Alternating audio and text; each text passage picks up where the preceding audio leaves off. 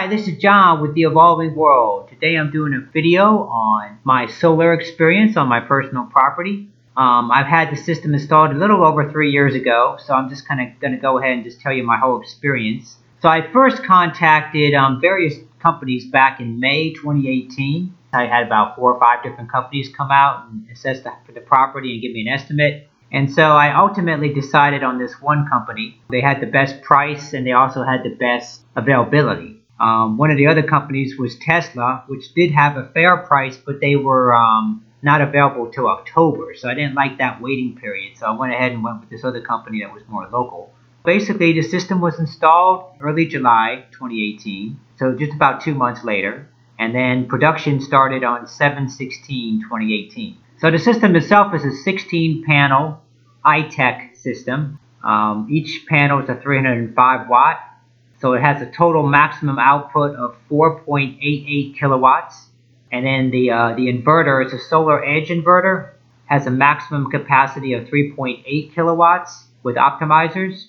Now you may be asking, well, how come I have a 4.88 panel system and only a 3.8 kilowatt inverter system? Well, it's because the next size up is a 5.0 kilowatt inverter, and that's really expensive. The price difference would never pay off for the life of the system. Although it's rated at 4.88 kilowatts, that's only under optimal conditions. And even at the best of time of day, even when they're perfectly aligned with the sun, that might only be for like a 2-hour window. Talking about maybe 2-hour window, like maybe just 1 month of the year or something. It's the only time it's ever going to do that. And also when the system is new, it's the only time it would ever do it as well. The cost of the system was $15,696. There was no sales tax, which is nice. And then also there was a 30% federal tax credit of $4,709. So we got that back right the next tax year. I generally paid taxes every year. That particular year, I didn't have to pay any taxes, so that was nice. There's a Washington State incentive that pays a particular amount of money depending on how much energy is being produced here. So the first year, it paid back $1,048.74. On the second year, it was $1,049.58. And then on the third year, it paid the most, $1,098.72. And as far as actual money saved, it works out to be a little bit under $500 per year. First year was a half year, it was about $240. 19 was just under $500, 20 was just under $500, and 21 was right around $500 a year. You can kind of do the math there on how it all pays back. So I calculated off the time frame. At 2.5 years, you get 50% payback.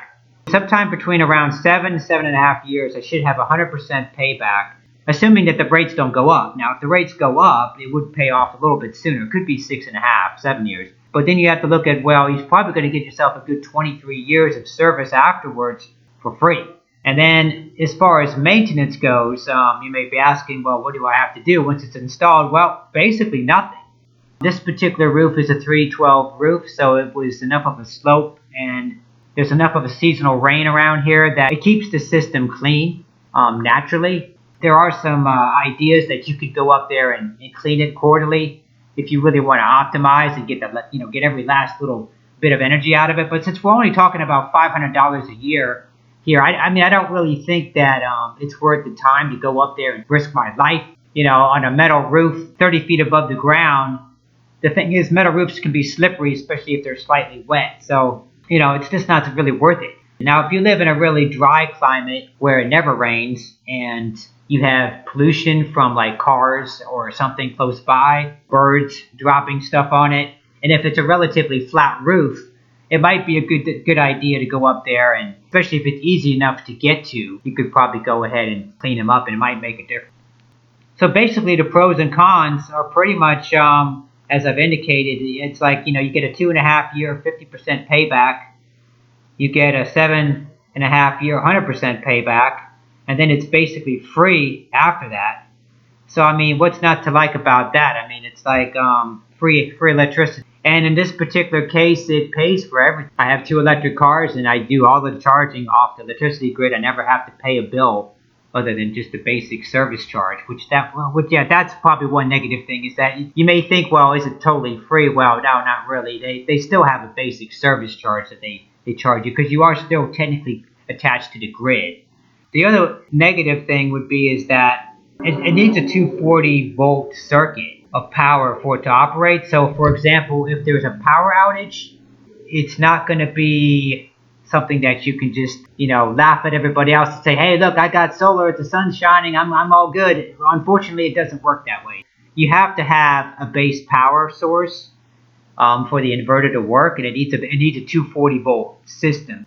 One of the things that I'd like to see happen in the future, somebody needs to make a 240 volt backup system for your house that you could run it off of batteries, because if it has enough battery power, then it could just keep charging that battery from the solar array.